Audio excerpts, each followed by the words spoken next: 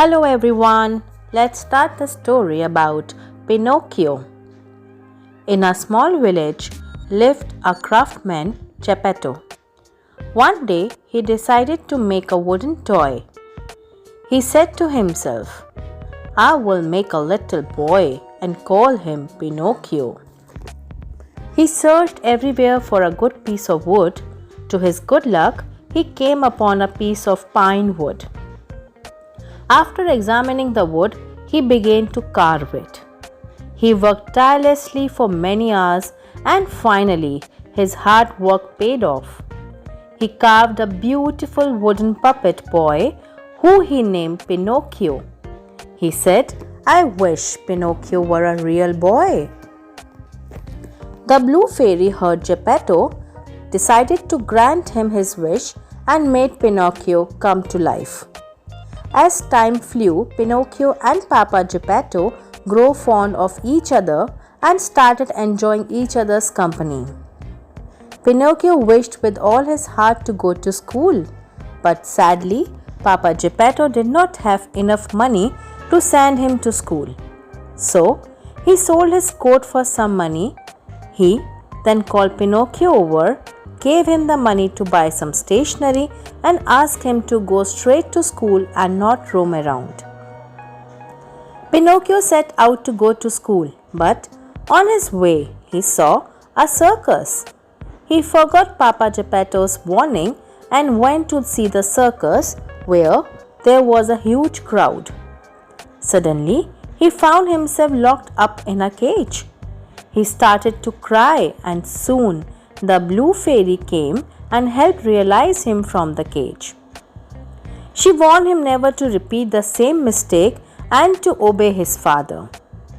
The next day, Pinocchio set out again for school.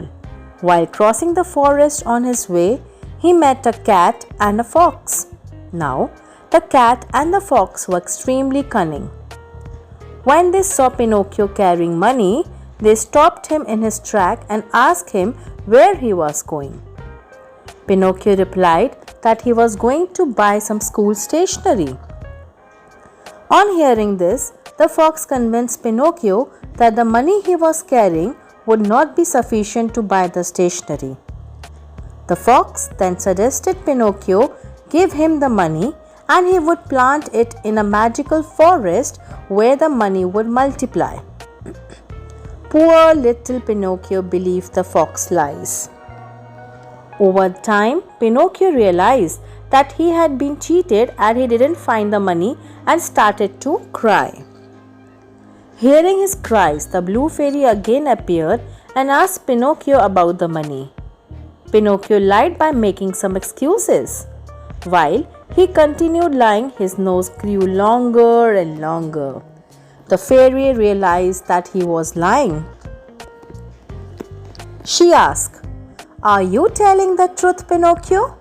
He replied, Sorry, I was scared of being scolded.